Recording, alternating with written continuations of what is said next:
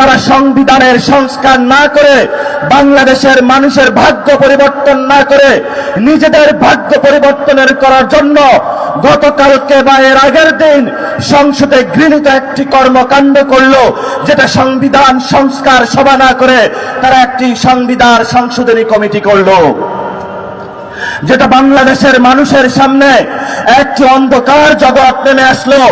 আপনি বাংলাদেশের নাগরিক, এই সংবিধান আপনাকে বুঝতে হবে। এই সংবিধানের কারণে গত 17 বছর আপনি বন্দী ছিলেন। এই সংবিধানের কারণে আপনার বউকে আপনি ভালো চিকিৎসা দিতে পারেন না। এই সংবিধানের কারণে আপনার প্রিয় সন্তানকে ভালো চিকিৎসা দিতে পারেন না। এই সংবিধানের কারণে যখন আপনি এয়ারপোর্ট দিয়ে বিদেশে যাচ্ছেন, এয়ারপোর্টের মধ্য দিয়ে আপনাকে বাংলাদেশের থার্ড ক্লাস নাগরিক হিসেবে আপনাদের সাথে ট্রিটমেন্ট করা হয়। এই সংবিধানের কারণে প্রত্যেকদিন বাংলাদেশের শাহজালাল এয়ারপোর্টে বিদেশে গিয়ে মরণ হয়ে আপনার প্রত্যেকদিন 13 জনের লাশ বাংলাদেশের এয়ারপোর্টে নামে। এই হলো আমাদের বাংলাদেশ। এই বাংলাদেশ আমরা পরিবর্তন করতে চাই। যখনই আমাদের পরিবর্তন করার জন্য আপনাদের কাছে আসি, আমাদেরকে বলে ওলা জুলাই ব্যবসায়ী, আমাদেরকে বলে হাদি ব্যবসায়ী, আমাদেরকে বলে নব্য ব্যবসায়ী। আমরা আপনাদের দোয়ার দরখাস্ত করে বলতে চাই, আমরা জুলাই ব্যবসায়ী।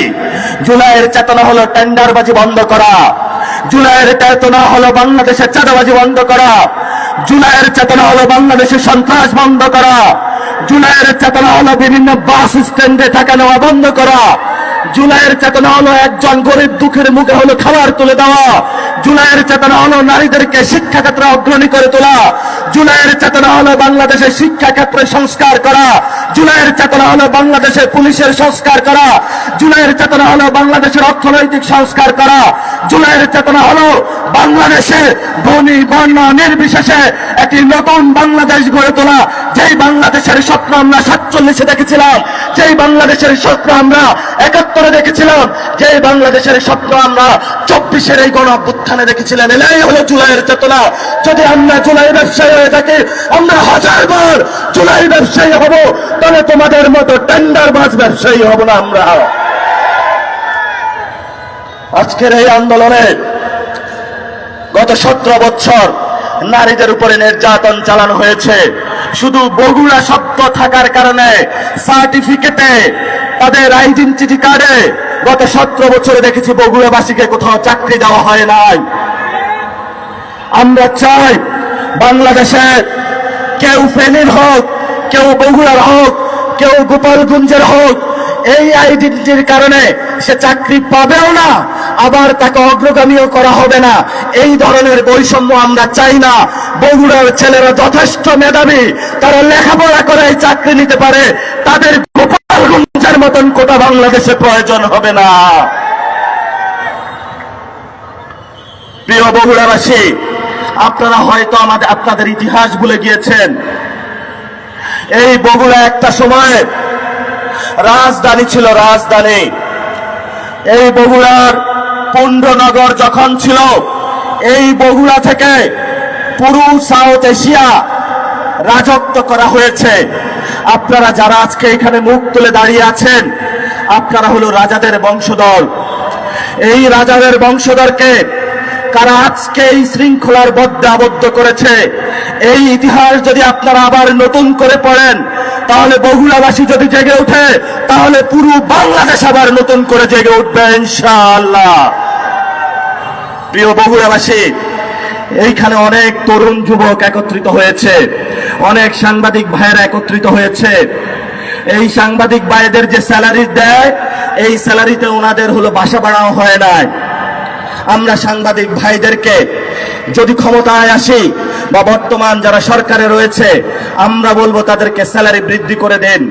সারাদিন পরিশ্রম করে আপনাদের প্রতিনিয়ত কারা ডাকাতি করে, কারা সন্ত্রাসী করে, কারা চাঁদাবাজি করে, কারা আপনার ক্ষতি করে, এই সংবাদগুলো আপনাদের কাছে নিয়ে যায়। তাহলে এই ভাইদের বেতন যদি সরকার না বাড়ায়, তাহলে এই ভাইগুলা কোথায় গিয়ে খেয়ে দেয়?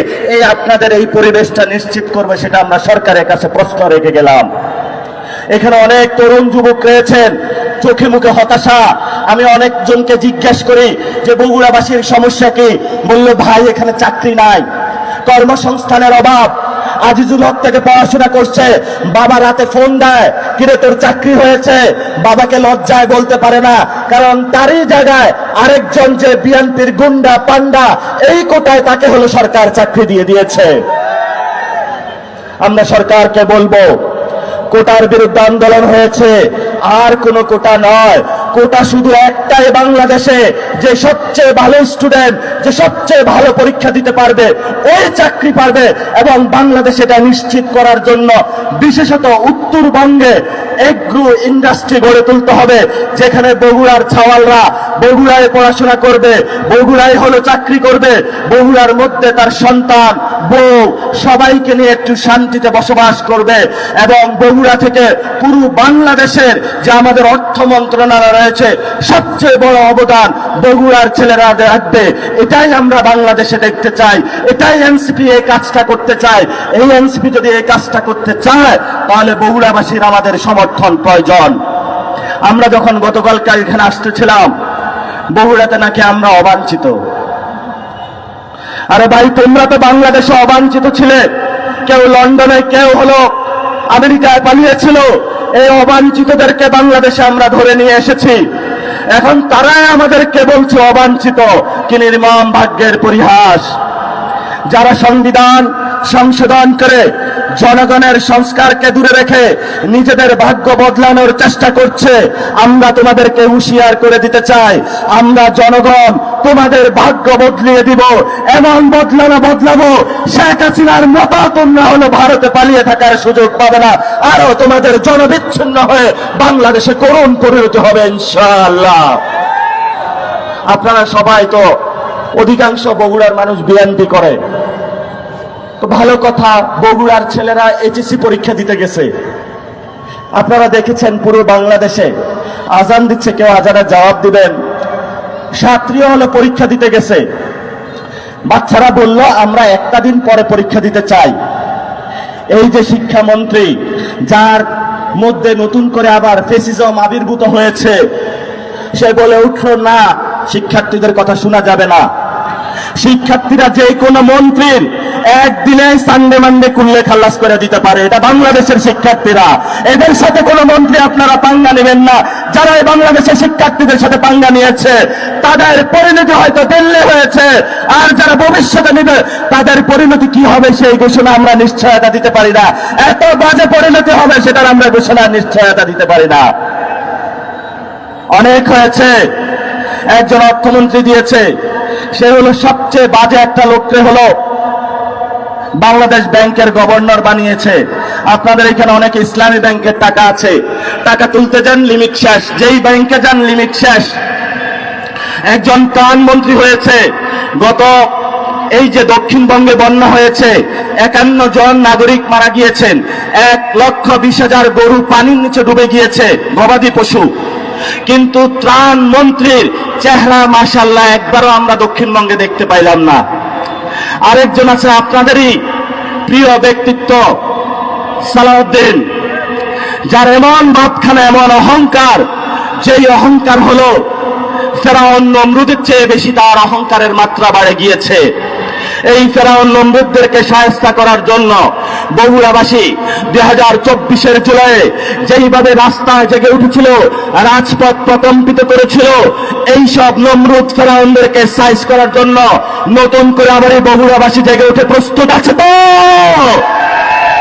যদি প্রস্তুত থাকেন তাহলে আমরা শুধু সমালোচনায় কিছু সমাধান করে বক্তব্য শেষ করব। প্রথমত, আমাদের অর্থনৈতিকভাবে আমরা খুব বিপর্যস্ত। এই বিপর্যস্ত কাটানোর জন্য যেই কার্ডগুলো সরকার বিভিন্ন জায়গায় দিচ্ছে, এগুলো দলীয় লোকদেরকে না দিয়ে যারা সত্যিকারে গরিব তাদের হাতে তুলে দিতে হবে। এই কথাটা কি অন্যায়? কালকে আমার বিরুদ্ধে গালি শুরু হবে। আমরা বলি যে যারা আমাদের তরুণ ভাইরা আছে, বিশ্ববিদ্যালয়ে পড়াশোনা শেষ করেছে, তাদেরকে কর্মসংস্থানের ব্যবস্থা করে দিতে হবে। যারা কওমি মাদ্রাসার ছাত্ররা রয়েছে, তারা অনেক ভালো আরবি পারে। আমি সৌদিতে গিয়েছিলাম, যারা প্রবাসী আছে তারা শুধু আরবি না পারার কারণে ভালো বেতন পায় না।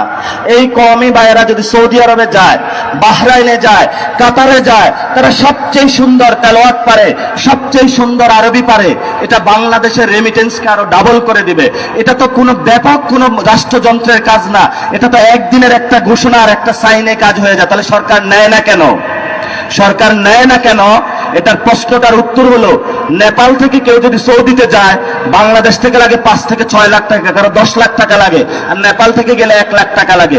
বুঝছেন তো মাঝখানে সিন্ডিকেটের টাকাটা কই যায়? এই ভণ্ডগুলা, এই চাঁদাবাজ, এই সিন্ডিকেটের যারা রাজত্ব চালায়, বিভিন্ন মন্ত্রী এমপির ছত্রছায়ায়, তারা আপনাদের ভাগ্য নিয়ে ছিনিমিনি খেলছে।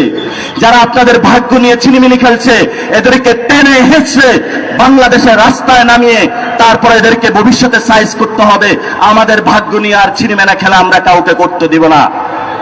কারণ আবু সাইদ জীবন দিয়েছে বাংলাদেশে, পিলখানার শহীদরা জীবন দিয়েছে, 57 জন সেনা অফিসার জীবন দিয়েছিল বাংলাদেশে, শাপলার শহীদরা জীবন দিয়েছে। এত শহীদদের রক্তভূমিতে আরো রক্তচোষা আমাদের সামনে আবির্ভূত হয়েছে। শহীদ জিয়ার ব্যানার নিয়ে, বেগম খালেদা জিয়ার ব্যানার নিয়ে এই বাটপাড়ের দল, তোমার লজ্জা লাগে না? বেগম খালেদা জিয়ার ছবি নিয়ে তুমি হলো এখানে চাঁদাবাজি করো। বাটপাড়ের দল, তুমি বেগম খালেদা জিয়া, শহীদ জিয়ার ছবি নিয়ে দুর্নীতি করো, বেগম খালেদা জিয়ার ছবি নিয়ে তুমি চাঁদাবাজি করো। কখনো কি বেগম খালেদা জিয়া বলেছে যে চাঁদাবাজি করতে? বেগম খালেদা জিয়া, শহীদ জিয়া নিয়ে স্লোগান নিয়ে তুমি ভারতের দালালি করো। অথচ বেগম খালেদা জিয়া তোমাকে শিখিয়ে দিয়ে গিয়েছে, 17 বছর আমি মৃত্যুর বরণ করতে পারি, কিন্তু অন্যায়ের সাথে আপোষ করব না। উনি বলে গিয়েছিল, ওদের হাতে গোলামের জিঞ্জির, আমাদের হাতে স্বাধীনতার পতাকা। এই স্বাধীনতার পতাকা নিয়ে উনি সামনে বলে চলেছেন এবং মৃত্যুবরণ করেছেন, তবু তাদের সাথে আঘাত করেন নাই। শহীদ জিয়া বাংলাদেশের মানুষের হৃদয়ে প্রাণে জুড়েছিলেন, দুর্নীতিকে প্রশ্রয় দেন নাই। কিন্তু এখন শহীদ জিয়ার ব্যানার ভিতরে চাঁদাবাজি করে, মাদকের আড্ডাখানা বসায়, বলে যে গেলে কি বলে, এটা বিএনপির অফিস। রাতের বেলায় ওইখানে মাদকের আড্ডাখানা, বলে কি এটা বিএনপির অফিস। বলে যে ওইখানে ভাইয়া বসে আছে, ভাইয়া কল দিছে, দেখো না ভাইয়ার দিকে, টাকা দাও। আপনারা যারা ব্যবসায়ী এই ধরনের পরিস্থিতির শিকার হন না? হন তো। তাহলে আপনাদের রক্ত নাই কেন? আপনারা কি বাংলাদেশে ঘুমিয়ে গিয়েছেন? কাকে ভয় পান? বিএনপিকে ভয় পান? আওয়ামী লীগকে ভয় পান? পুলিশকে ভয় পান? ভয় পাওয়ার কাউকে দরকার নাই। আবু সাইদ আপনাকে শিখিয়ে গিয়েছে, পৃথিবীতে ভয় পাওয়ার একমাত্র যিনি প্রতিনিয়ত আপনার রিজিক দিয়ে থাকে, যিনি আপনাকে সৃষ্টি করেছে, একমাত্র আমাদের মালিক আল্লাহ রাব্বুল আলামিন ছাড়া আমরা কাউকে ভয় পাই না। এটাই আমাদের নিয়তি বাংলাদেশে।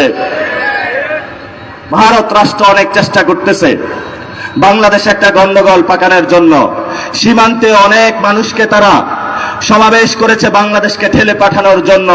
শহীদ জিয়া বলেছিলেন, উই রিভল্ট, ভারতের সাথে কোনো আপোষ নেই, বাংলাদেশ স্বাধীনতার নতুন ভাবে লড়তে চায়। স্বাধীনতা তিনি এনে দিয়েছিলেন, কিন্তু আজকে চাটার দল, চোরের গোষ্ঠী শহীদ জিয়ার নাম ব্যবহার করে ভারতের সাথে হাত মিলিয়েছে। সংসদে যখন আমরা নোটিশ পাঠাই যে ভারত রাষ্ট্র বাংলাদেশের সীমান্তে হত্যা চালাচ্ছে, এই ধরনের চাটার দল এখন বলে বাংলাদেশের সংসদে সীমান্ত হত্যা নিয়ে আলোচনা করা যাবে না, দুর্নীতি নিয়ে আলোচনা করা যাবে না, কুশীন নিয়ে আলোচনা করা যাবে না। যেই সংসদ জনতার নয়, সেই সংসদকে আমরা ধিক্কার জানাই। প্রিয় বগুড়াবাসী, আপনারা আলেমদেরকে শ্রদ্ধা করবেন।